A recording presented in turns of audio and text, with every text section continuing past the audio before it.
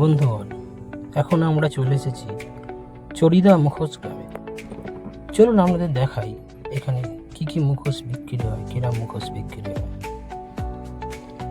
আর আপনাদের অবশ্যই বলে রাখি, এই গ্রামের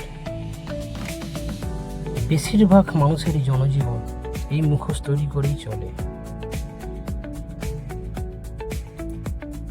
শুনলে অবাক হবেন, এই মুখোশগুলো আমরা যে খবরে কাগজ পড়ি সেই পেপার দিয়ে তৈরি হয়। খুবই সুন্দরভাবে এরা তৈরি করে। তার মধ্যে এরা তুলি রং দিয়ে সুন্দর করে এগুলোকে ফুটিয়ে তোলে।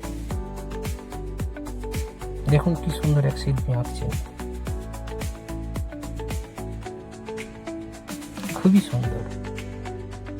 আপনার পুরুলিয়ায় গেলে অবশ্যই এই মুখোশ গ্রাম থেকে ঘুরে আসবে।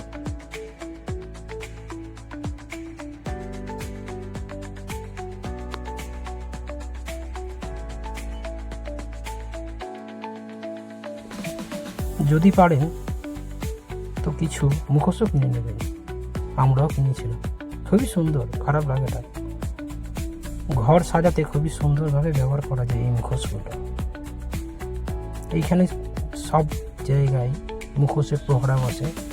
আর এই সামনেটায় একটা গাড়ি পার্কিংয়ের ব্যবস্থা থাকে। এই যে আমরা গেছিলাম, আমাদের গাড়ি এখানে পার্কিং করা আছে।